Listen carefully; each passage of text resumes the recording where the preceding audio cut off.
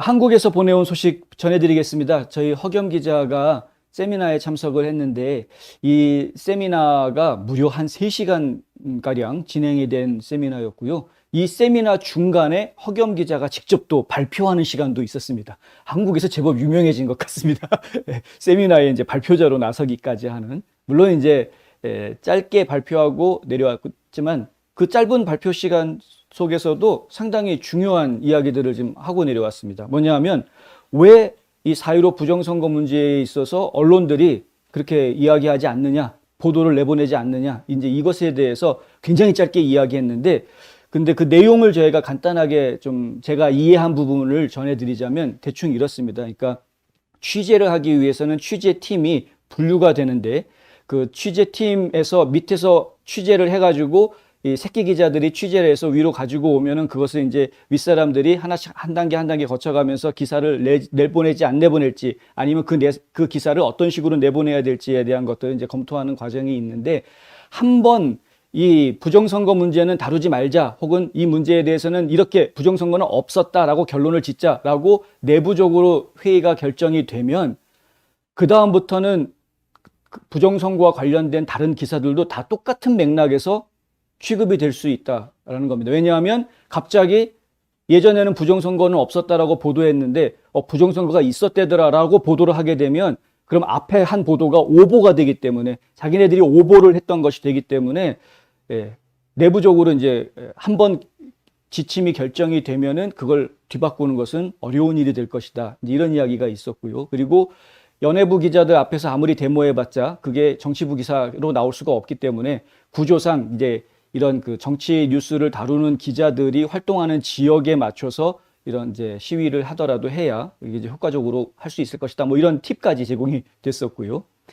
예, 뭐 그런 이야기들이 이렇게 공개가 되는 것은 뭐 상당히 시기적절한 아이디어들을 지금 부정선거 대책 세우려고 하는 팀한테는 시기적절한 지금 아이디어를 줬던 것 같다라는 생각이 듭니다.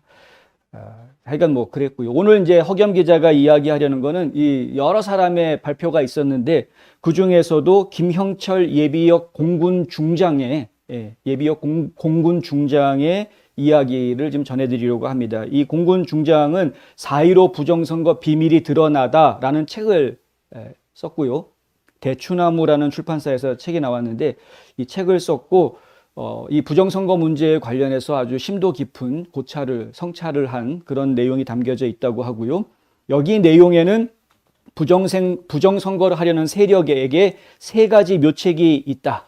그 3가지 묘책이 있는데, 그 중에 첫 번째가 여론조작이고, 두 번째는 사전투표고, 그리고 뭐 마지막으로 대법관들, 부패한 대법관들, 그들이 또한 이 부정선거 세력의 하나의 묘책이다, 이제 이런 이야기가 나옵니다.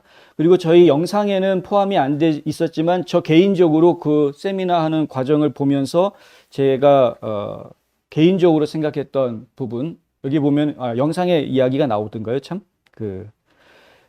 전쟁 이야기를 하면서요, 인천 상륙작전을 할 때 인천에 상륙한다라고 알려주고 했느냐 이거죠. 그렇지 않다라는 겁니다. 이 인천 상륙작전을 성공시키기 위해서 원산이라든가 이 다른 지역에서 오히려 그 작전을 펼쳤던, 영화로도 나오지 않았습니까? 저는 그런 영화 보았던 그런 기억도 드는데, 그러니까 이런 그 성동격서라고 하죠. 동쪽에서 소리 내고 서쪽을 치는 이런 그 전략들, 전술들이 활용이 되게 된다 이겁니다. 부정선거도 마찬가지다, 이런 이야기를 합니다. 부정선거도 결국에는 이제 성동격서 같은 전술들이 적용이 될 수 있을 것이다. 그 전술에 쓰이는 그 작전이 뭐냐? 바로 종전선언이다라고 이야기합니다. 그러니까 종전선언이라는 것은 부정선거를 감추기 위한 하나의 그림이다, 하나의 묘수다, 그들의 그런 설명을 해주는데, 그 부분도 저희가 좀 관심 있게 생각해야 될 부분인 것 같아서 전해드립니다. 일단 허겸 기자가 보내온 영상 직접 함께 보시겠습니다. 그는 이길 3가지 묘책이 있습니다. 첫 번째가 여론조작입니다. 어떻게 하느냐? QR코드를 가지고 이미 1000만 명에 대한 데이터베이스가 있어요. 그래서 여론조사할 때 대략 6만 명의 데이터가 필요하거든요. 그 6만 명의 데이터를 중앙선관위에서 알아서 주는 겁니다. 이제 공명선거 없이는 대통령도 자유민주주의도 없다는 그런 내용입니다. 여러분, 전쟁을 할 때요. 자, 우리가 어느 축선으로 공격할 거야 하고 말하는 사람 없습니다. 인천 상륙작전 할 때도요. 메가더 원수는 원산으로 기반작전을 했고요. 장사리에 우리 합도병들을 보냈습니다. 그래서 많은 합도병들이 전사를 했죠. 이것도 마찬가지입니다. 자, 내년 3구 대선에서 우리 부정선거 할 거야 하고 말하고 하는 사람 없습니다. 그 대신 다른 양동작전을 쓰거든요. 그게 뭐냐면 종전선언입니다. 아니래요. 2월 달에 남북한, 거기에 미국과 중국까지 종전선언 해버리면 선거 끝나버립니다. 부정선거 할 필요도 없어요. 국민들이 이제 평화가 왔다. 계속 가자. 이재명이가 아무리 나쁜 놈이라도 다 찍어버립니다. 이게 물론 하죠. 그러고도 하죠. 그런데 일단 이걸 막아야 됩니다. 이 종전선언이 여러분 종전선언을 하고 성공한 케이스가 하나도 없어요. 1938년 9월 달에 뮌헨 협정을 맺어가지고 챔벌린이 히틀러한테 사인을 받았습니다. 절대로 전쟁이 일으키지 않는다. 1년 만에 2차 세계대전이 일어났죠. 1973년 뭐가 있었죠? 파리 평화회담. 남북 베트남, 미국, 베트콩 사자가 모여서 평화회담 열고 평화협정 맺었습니다. 그리고 미국 철수하니까 딱 1년 만에 1975년 4월 30일 날 북베트남이 남베트남을 점령해버렸습니다. 우리 황 대표님께 대해서도 제가 썼는데요. 황교안 대표가 4.15 총선을 전후로 발생했던 각종 의혹들을 조금만 더 냉철하게 살펴보았다면 그처럼 쉽게 대표직을 내던진 상황은 아니었다. 출구조사의 적중 결과 4.15 총선 개표 결과에 나타난 통계적 변칙 그리고 QR코드 등을 둘러싼 의혹들을 파헤칠 의무가 그에게 있었다. 4.15 총선 후 깨어있는 시민들이 모든 짐을 짊어지고 고독한 전쟁을 이어갔다. 그러는 가운데 황교안 전 대표가 돌아왔다. 그에게 4.15 총선에 의혹을 밝히는 영적 사명이 주어진 것이기를 바란다. 전쟁은 지금부터 시작이다. 이렇게 되어 있습니다. 예. 지금 이제 저희 댓글 달아주신 내용 중에 시진핑님 너무 한쪽만 취재하는 것 아니냐라는 지적해 주셨는데, 예, 뭐 저희가 할 말 없습니다. 네, 죄송하고요. 이게 이제 그렇게 될 수밖에 없었던 이유가 저희가 부족해서 그런 건데, 예, 저희 이제 허겸 기자 한 명에 챙기기도 지금 저희가 경제적으로 버겁습니다. 그래서 저희가 지금 그런 거니까 이해를 좀 해주십시오. 저희도 이제 사실은 여당도 보내고 싶고 야당도 보내고 싶고 야당도 뭐 당이 여러 당이 있으니까 각 당마다 이렇게 취재 기자들을 이제 배치를 해가지고 제대로 취재를 해보고 싶은데 그렇게 할 만큼 저희가 이렇게 경제적으로 여력이 되지가 않아서 어쩔 수 없이 지금 그렇게 된 거고요. 한국에서 이런 취재를 해주실 기자분들 찾기가 사실은 쉽지가 않습니다. 기자로서 경력이 있고 경험이 있는 분들, 제대로 된 그 기사를 내줄 수 있는 분들을 저희가 찾기가 마땅치가 않은데 허 기자님 같은 경우는 이제 제가 애틀란타에서 같이 기자로서 같이 생활을 해봤기 때문에 기자로서의 능력을 아니까 그랬던 것인데 마침 또 본인이 부정 선거를 취재하기 위해서 한국에 가겠다고 그렇게 얘기가 나와서 그래서 이제 그 부정 선거에 집중한 취재를 지금 하고 있는 그런 상황이라는 것, 그 부분 좀 양해를 제가 좀 드려야 될 것 같고요.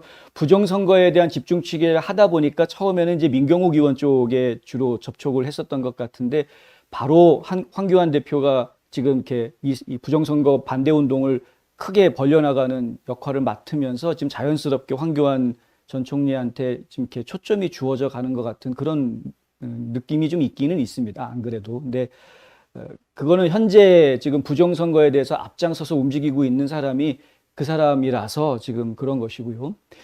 세미나가 전체 진행 내용을 보면은 황 대표가 이런 이야기를 하는 게 있습니다. 사형을 시켜야 되는데 부정선거 한 사람들에 대해서는 사형을 시켜야 되는데 대한민국의 이 법률이 지금 실질적으로 사형 집행을 안 한 지가 워낙 오래됐고 제가 알기로 97년 이후로 사형 집행을 안 하고 있고요. 국제사회에서도 사형 제도를 폐지하는 움직임이 계속 진행이 되고 있는데 거기에 대한민국도 편승하고 있는 그런 입장이어서 사형이 현실적으로는 어려울 것이다. 그래서 부정선거 사범들에 대해서는 무기징역, 종신형을 주도록 하겠다. 이제 그걸 하기 위해서는 법을 바꿔야 된다. 그런 얘기를 이날 세미나에서 그런 얘기를 했었고요. 그리고 또 한 가지 이제 얘기하는 게 이 저 강사가 맨 마지막에 이런 얘기 하지 않습니까?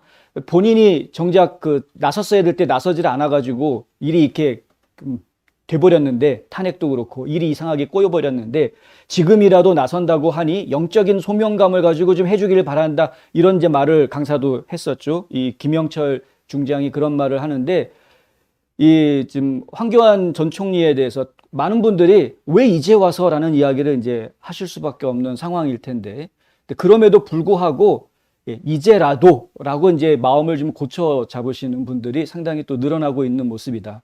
그 벡서스의 김 대표 같은 경우에는 이날 강연을 했습니다. 근데 이 강연에서 무슨 얘기를 하냐면 1년 전에 비하면은 지금 부정선거 운동이 지금 점차 이게 좀 동력을 잃어가는, 국민들로부터 좀 시큰둥해지고 동력을 잃어가는 그런 분위기였는데, 황 대표가 참여하면서 그런 분위기에 좀 새로운 힘이 생겨나고 있다, 뭐 이제 이렇게 평가를 하는 그런 이야기도 좀 나왔었고요. 그러니까 그런 부분들은 저희가 좀 더 신중하게 생각을 좀 했으면, 그리고 이제 자꾸 그 정치판을 바라보실 때 네 편, 내 편 개념으로 자꾸 보지 않으셨으면 좋겠다라는 말씀 한 번 더 드리고 싶습니다.